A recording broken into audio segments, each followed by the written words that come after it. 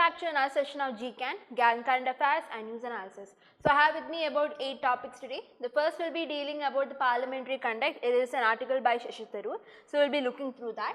Then we have India as pivotal movement in the healthcare journey. It was written by the director of Apollo Hospitals, a critical review into the present healthcare systems in India. Then we have the first anniversary we are celebrating of the Project Tiger, the government push for the regulations of OTT, platforms and services. Then we are going to purchase more Danish guns. Shantiniketan finally is actually added to the UNESCO World Heritage Site.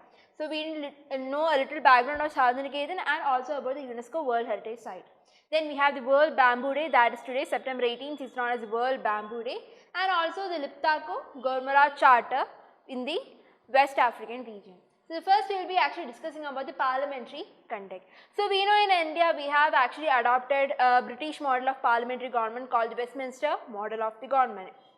So we have been actually, like, for all these years there has been the parliamentary for 75 years in the special section that is actually going to come. We are actually going to celebrate the 75 years of the success of the parliament. But in that point of view, we have to discuss some of the factors that are hindering the development of the parliament or that of the law-making processes. The first thing which we need to address is the disruption, the frequent disruptions that is happening in the parliament itself. Not just are limited to the parliament, but if we are looking to the state assemblies as well, lot of disruptions are actually taking place. Like if we are looking the last, like 16th and 15th Lok Sabha itself, we can see the data. If we are looking through which we can actually see how much disruptions has been caused within the parliament, thus reducing the scheduled time or the working hours of the parliament itself.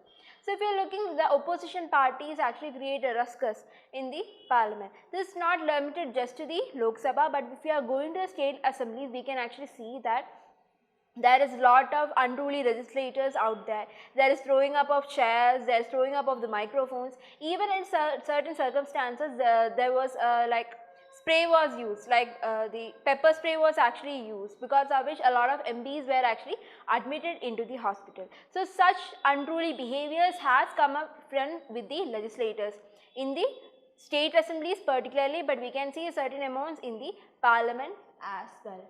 So the other problem here is that why the oppositions are actually becoming like this, because they are not getting a voice to put forward their concerns. So they actually put up this unruly kind of behaviors, because of which they want to attract more attention. Another problem is that the speaker is more biased, that they don't actually, the speaker from the ruling party don't take up any of the adjournment motion that is actually raised by the opposition parties as well.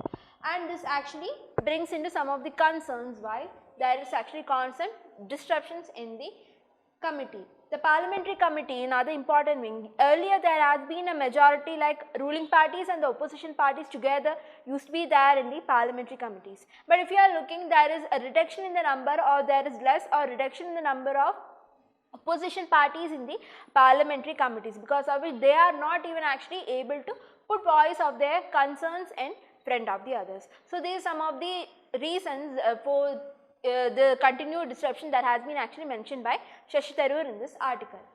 So if you are looking through the data of how there has been a lot of disruptions in the parliament, if you are looking particularly by the PRS legislative research, they actually put forward some research stating that in the 15th Lok Sabha, particularly if you are looking in the 15th Lok Sabha, there was frequent disruptions. If you are looking in Lok Sabha, it actually affected 61% of their scheduled time. If you are looking at Rajya Sabha, it actually affected 66% of their scheduled time. So that is how much the scheduled time has actually been affected.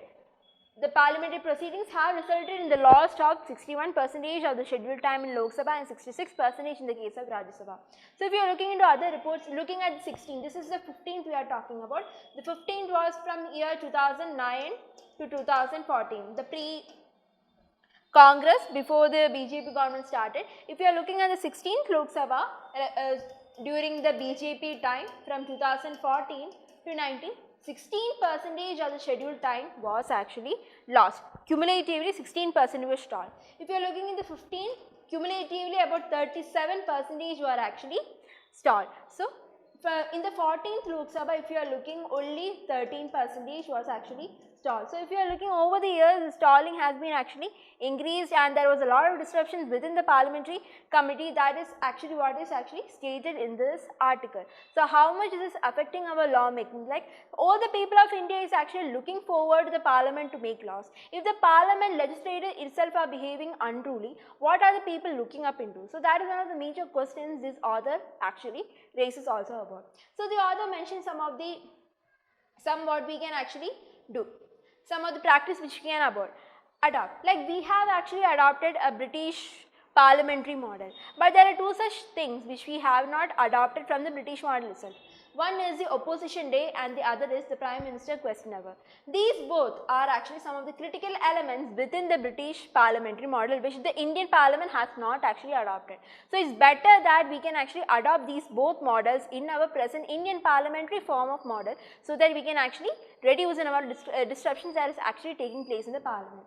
One is the opposition day. Every week, one day should be actually given to the opposition party where they can actually keep the agenda, where they can actually set their agenda on the specific list. So they can actually bring some items into the agenda which are of national importance and which the government are actually trying to underrate. So certain important issues can be actually raised by the opposition in that one day of a week, and the number of such days can be actually fixed by negotiation between the opposition party as well as the government. So such an opposition day would be actually better so that we will be actually giving an opinion in front of the opposition party as well. Another is the Prime Minister's question hour. We know in our usual model we have a question hour, but the Prime Minister is not representing himself or herself. The Prime Minister is actually represented via the ministers so that they will be answering the questions in the question hour and not the Prime Minister directly. Now this is not the case in the Britain where the Prime Minister has to actually come into the assembly and have to give answers. Like it could last for about just 30 minutes only, where he has to actually answer all the questions that is actually raised by the opposition party. Some may be short and then supplementary questions may actually also follow, but still the Prime Minister is actually responsible and should actually answer this opposition party. Such a model, if actually brought into the Indian system, would make the parliamentary model much more effective. Another, as I have told you, the speaker is more biased and such. So the speaker has to admit some of the adjournment motion that is actually raised by the opposition as well, so that we can actually reduce the number of disruptions that is happening within the parliamentary model. So that is the whole article what is discussing about why there are disruptions and what are some methods we can actually adopt to reduce such disruptions within the parliament. So that is this entire article talking about. Moving on, we have the India is at a pivotal moment in this healthcare journey. So India has actually come forward in a lot of sectors. We are one of the world's largest health givers. Like a lot of foreign patients are actually coming in India for treatment. Even if we are looking at our economy, GDP, India is actually thriving. So the thing what the article mentioned here is that we are looking forward like in the healthcare sector or generic medicines as such. But there are certain areas where India is not focusing. Like particularly the author is the director or chairman of the Apollo hospitals, where he states that India particularly is not looking towards the NCD, that is the non-communicable diseases. India is forefront of looking into the communicable diseases which spreads from humans to other humans. India is tracking it, doing it, putting out vaccines for it. Everything in the development towards the communicable disease sector is correct. But Indian government is actually neglecting the non-communicable diseases such as heart attack, hypertension. Now these are much more severe than the communicable diseases out there. So that is what the author is actually stating about, and if this non-communicable diseases is left unchecked, it will actually create a $4 trillion worth of burden for us by about 2030. So that is what the author is stating about. The author also mentions about certain like how much India has actually developed. If you are looking into the infant mortality rate, it has actually reduced by 4 times. If you are looking at the maternal mortality rate, it has actually reduced by 7 times. Even if you are looking at the life expectancy, this has actually increased from about 55 years to 70 years. So in all such fields of communicable diseases, if you are looking into infant mortality rate or maternal mortality rate or even the life expectancy, it has actually improved. But the thing is that we are not improving in the front of non-communicable diseases. So if you are looking, as I have told you, India is in the forefront. If you are looking at the quality wise of the services that is available, even if you are looking at the price wise, India is at the forefront. of world-class healthcare infrastructure provided, because of which we were actually able to specialize in certain areas like organ transplantation, cardiology, oncology, etc. So we actually attract a lot of medical value travel, where a lot of foreigners actually come into India especially for medical treatment. That is just not looking into the cheaper rates in India, but also the quality of care and the speed by which the treatment is actually given to these foreigners. So because of which we are actually attracting a lot of medical value travel. You have to remember this term. If anywhere you actually get, writing this term will actually fetch you extra marks as well. So this medical value term has to be in your mind. Also, we have actually achieved a milestone. If you are looking into proton beam theory, has been actually used for the cancer treatment. Like usual level of cancer treatments, like if you are looking for other therapies and such, the problem is that even with the deletion or termination of this cancer cell, the surrounding organs or the tissues also get damaged. But with the proton beam theory, the target is locked, and then the cancer cells are removed completely without damaging the surrounding organs. So by which using this proton beam theory, India is actually in the forefront, and that is we achieved a milestone especially in the cancer treatment sector. The author also states about using of artificial intelligence. How we can actually use artificial intelligence for the development of the medical sector. We can easily diagnose much more diseases, will be much more accurate. If you are we talked about using of TB. In one of the earlier classes, we talked about using chest rays, AI based chest rays, so that we can actually detect TB much more better. If we detect these diseases much more better, we can actually diagnose this much more better. So with the use of artificial intelligence, we will be actually able to do much more detecting and better diagnosing. Another thing is that we can predict the diseases outbreak. Like we have the Nipah right now. So even in such cases, or Nipah or the COVID, there will be actually better predicament of this diseases out there. Another is optimized treatment plans. Like they could actually optimize much more treatment. It will give us more input and insights in the present treatment methods that is actually available for a particular disease. Also, revolutionize, we can actually find much more efficient and easier vaccines. For COVID, we actually developed vaccines much more easier and within a stipulated time frame. So because of which we were actually able to avoid much more serious cases in the COVID in the future. So there is actually a lot of use for artificial intelligence, and in India we can actually see a growth rate, like we have the skilled kind of resources and people out there, so that India can actually benefit from artificial intelligence, especially if they are actually the Indian government is going to use in the medical sector. India has a future in artificial intelligence, especially in healthcare, and India can emerge as one of the biggest drivers in this region. So if you are looking, there is a big industry regarding this as well. So if we are actually looking forward to AI, artificial intelligence expenditure in India, we are actually expected to reach about close to $12 billion by about 2025, and that could actually increase to about 1 trillion by about 2035. So that is the use or potential of using artificial intelligence in healthcare and medicine sector in India. So that is what the entire article was talking about. The thing is that you are not concentrating on the non-communicable diseases. India has a potential, and with the help of use of artificial intelligence, India can develop much more efficient healthcare systems or SKS and attract more medical value travel as well. So that is what is explained in this article. Moving on, we have the first anniversary of Project Cheetah. So it has been 1 year since the cheetahs has actually landed. We have introduced about 20 cheetahs, 8 from Namibia. We had 8 from Namibia and about 12 from South Africa. So we have introduced about 20 cheetahs. The main aim was actually to bring back the meta population, or to establish that cheetah was extinct because of a lot of hunting by the other rulers out there. Cheetah was extinct in India. So to bring out and put cheetah back on its top predator chart and put its role on the ecosystem, such a cheetah introduction program was actually introduced by the central government. 20 adult African cheetahs were actually brought through this program. But the downfall is that out of this 26 6 adult African cheetahs has already died.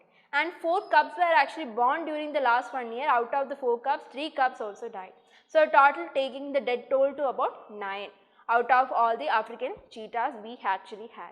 So there are a lot of concerns that the author has actually talking about in this article.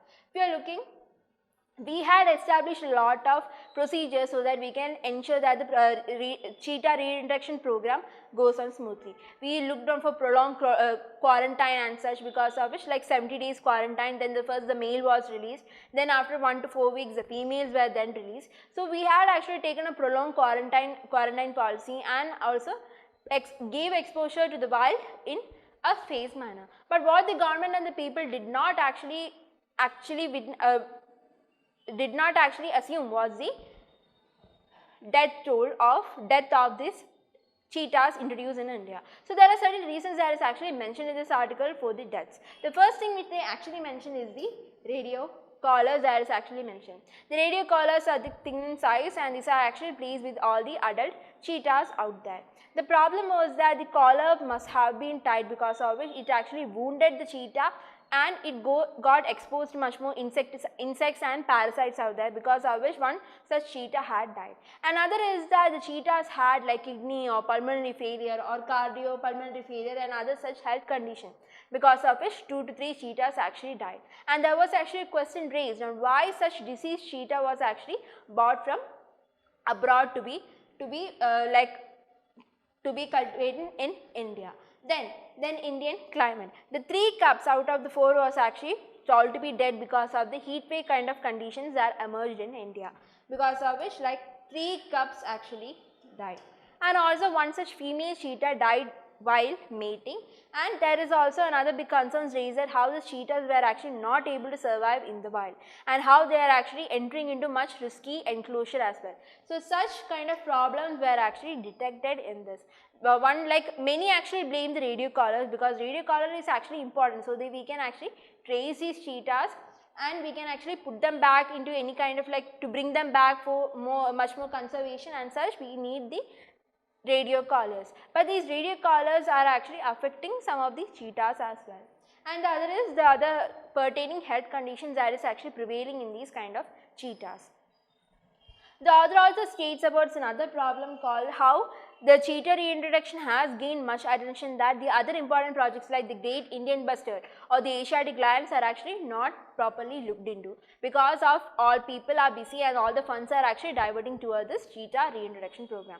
So there are sometimes strategies that should be actually adopted, so that the government is saying that everything is fine, but already out of 26 has died and all 3 cubs which was actually born in India has also died. So it's high time that we actually take some conservation measures much more seriously, so that the rest of the 12 cheetahs, adult cheetahs and the 1 cub that is there is actually under conservation and they can actually get better life in India. So that is what is actually mentioned in this article.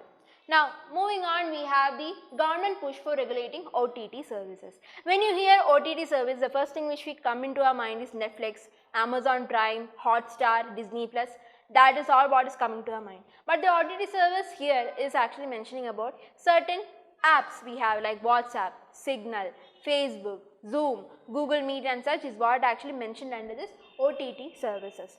In India, our telecom service actually provided by TRAI, that is the Telecom Regulatory Authority in India, is what provides telecom services in India. So recently a lot of conflicts has been emerging between this telecom service providers and this OTT platforms. The thing is that if you are looking 4 to 5 years back, so even to make an international call, you need to purchase some kind of SIM card, you need to charge more data, because of which then only you can call. But with the development of Google, development of the WhatsApp and all, you can actually do a video call at any point of time without actually taking any extra rate or such. You can actually simply call. If I am feeling like I could call my friend in Dubai just now, so it is much more easier. You don't have to pay anything for the internet that you are using for extra. You can make any kind of call for the amount of GB that you have purchased, for the money that you have actually purchased a particular GB. You can actually use that for any kind of purpose, to make a distant call, to watch YouTube and such. But the problem here is that All this has been earlier provided by the telecom service providers. Now, because of all these OTT platforms that are emerging, their revenue is actually reducing. Another problem is that all the optical fiber cables, all the networks and the infrastructure for the internet connection was actually provided by the Telecom Service Commission. The OTT platforms are just utilizing these existing services or the infrastructure that is actually provided by the telecom service providers to provide us with the data and the usage and the internet that is just provided by the OTT. The OTT like WhatsApp, and they are not providing internet to us. The telecom service providers are actually providing internet to us. They are providing the infrastructure and networks, and everything is provided by the telecom service providers. What the WhatsApp and the kind of OTT platforms only does is that they are actually providing certain services in India. So that is, now that is actually affecting the revenue.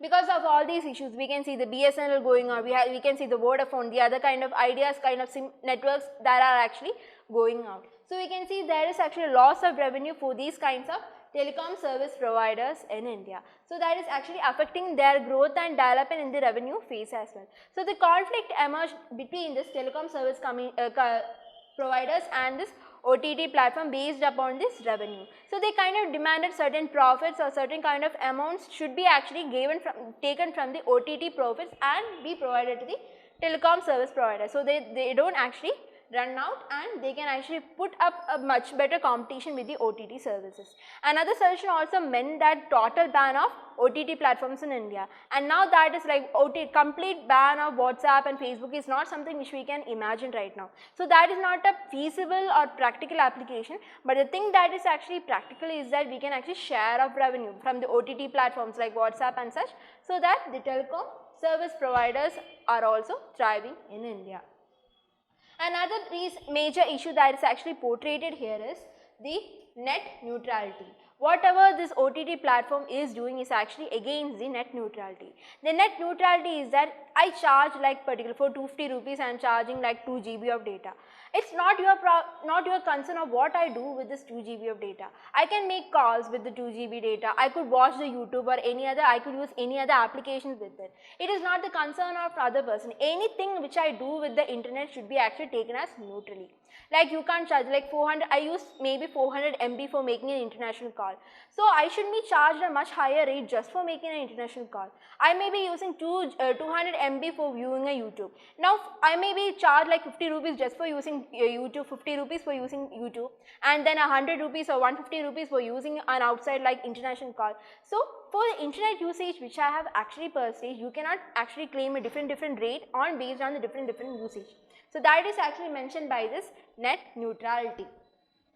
So if we are looking into the proper definition, we can actually see that net neutrality actually means that principle that all internet traffic should be actually treated equally without discrimination or preference given to any particular website. But now you can see that like if the Google actually pairing up with Airtel a lot. So when we are actually taking an Airtel SIM card, if we are using the WhatsApp, like they will only charge less data or they won't charge any data at all. But if we are going from a WhatsApp to Telegram or YouTube, they might actually charge much more data in that particular application rather than the WhatsApp. So as a consumer, from our point of view, less data is actually charged on WhatsApp. So we will be using WhatsApp more for making video calls and such. Thus, the consumer direction is also changed. This actually affects the principle of net neutrality. Now that is actually used by these internet services. That is also brought up as a major big concern by this telecom service providers. So much more regulations in the OTT service will be actually coming in the future. Not total ban. Total ban is not something which we can accept or would know, but the thing is that certain regulations regarding the data or such will be actually introduced in the coming years. Moving on, we have the Danish guns. Now this guns will be actually replaced by the buffers. You might hear about the buffer scam, but this is not the buffer scam we are talking about. We are talking about the replacing of Danish guns by this buffers gun. So if you are looking, this is the earlier replaced model, this is the buffers gun, and this is the new enhanced model of Danish guns that is actually going to be induced in the Indian Army. Now there is the first indigenous artillery gun that is actually introduced in India. It consists like 81% of it is actually made indigenously. It has a range about 36 to about 38 kilometers. 36 is normal, but we have tested and found it can actually go up to 38 kilometers. So this is actually the first long range artillery gun that has been introduced in India and has a range that goes up to about 38 kilometers. This is developed by the Ordnance Factory Board that is actually in Kolkata. That is actually present in Kolkata, and 81% of its components are actually indigenous. You might get a prelims question on based upon the type of artillery gun that has been introduced and such. What kind of artillery gun with this kind of kilometers? The first indigenous model that is asked. That kind of questions can actually be asked in our prelims. This article also mentions about another such we are going to introduce, the Pinaka. We are actually increasing the number of Pinakas in our Indian Army, that it is actually a multi-barrel rocket system. Now the Pinaka was actually introduced to replace the Grade. Now this is a multi-barrel rocket launch system that was actually developed by Russia.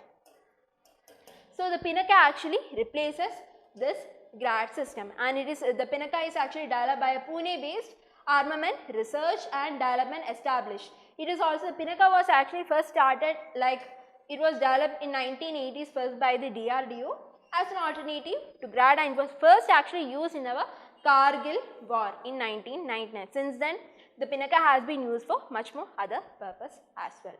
So that is something which you need to know. You need to know Danish artillery guns and also Pinaka, which is actually multi-barrel rocket system. You might get what is Pinaka mentioned recently in the news. They may give options like it is a multi-barrel rocket, it is an INS submarine, it is an artillery gun. So you have to pick the correct options from these above. Such questions from prelims we can actually ensure. Now, Shantiniketan has been finally added to the UNESCO World Heritage Site. So, the Shantiniketan was actually developed by Rabindranath Tagore in about 1901. Now, this Shantiniketan, like it's present in West Bengal, it has been an education center for the primary, secondary, even at the college education level. This specific Shantiniketan has been actually used for many such purposes. And finally, after a lot, since 2010, we are actually aiming to make Shantiniketan a UNESCO World Heritage Site, and finally, we have actually achieved this status that Shantiniketan actually got. Now, if you are looking, the meaning of the name, like Shantiniketan literally means the abode of peace in actual Bengali. That is what Shantiniketan actually means. The origin, as I have told you, is by the ashram founded by Rabindranath Tagore in about 1901. Rabindranath Tagore's father, Devendranath Tagore, but then eventually it was developed as an art, culture and learning center in India. It is used for teaching like primary education or even the higher education as well. The key feature is that the Shantiniketan is actually adorned with splendid sculpture, murals, paintings and others created by the Indians as well. Now, significance, it holds a much bigger place in the cultural and educational heritage systems in India. So, if you are looking from Bengal, like if you are looking, this is not the first such heritage culture. The first thing is actually the Durga Puja. Now, that is a UNESCO list of intangible cultural heritage site. So, from West Bengal, we have two. One is actually Durga Puja, which is actually intangible cultural heritage site, and then we have presently now we have Shantiniketan, which is included in the World Heritage Site, which is like tangible heritage site. Now, how is actually the criteria in UNESCO World Heritage Site? They actually select the certain areas where there is actually significance in culture, heritage, ancient history, arts and such. And it must be actually already classified landmark. It should be unique and it should has a significant cultural and physical touch to it. So that is how the criteria is actually brought under this UNESCO World Heritage Site. They actually selects and monitors the World Heritage Site managed by the World Heritage Fund and provide financial assistance for the maintenance of this heritage sites that's actually under the UNESCO World Heritage Site. Now the membership, the World Heritage, there is a World Heritage Committee. The World Heritage Committee consists of about 21 members and India is actually one of the members. We recently joined, so we are a member of this World Heritage Committee. Totally there are 21 parties presently in this World Heritage Committee and India is a member. We joined in 2021. So that is it about the Shantiniketan. Then we have the World Bamboo Day. So today is World Bamboo Day. You might have come across this small article from your newspaper. No other such is actually given to it. So I will be value additioning about the bamboo sector or bamboo cultivation in India. So if you are looking, India is the second largest producer of bamboo after China. We have about 148 species or different species varieties of bamboos in India. Now like the bamboo cultivation is so big in India that we actually hold about 10 million hectares of land. 10 million hectares, or that is actually equal to about 13% of total forest area. 13% of the total forest area in India are actually cultivated by bamboo, and about 8.3 million people actually depend upon this cultivation of bamboo, and this entire bamboo industry is actually worth about $4.4 billion. So that is how big the industry of bamboo is in India. So you see the largest area of bamboo actually comes under the North Madhya Pradesh, but we can actually see a considerable area of bamboo cultivation, particularly in northeast as well. And we actually produce about 5 million tons of bamboo per year. So that is how much like the bamboo is actually valued in the India. It posts about $4.4 billion.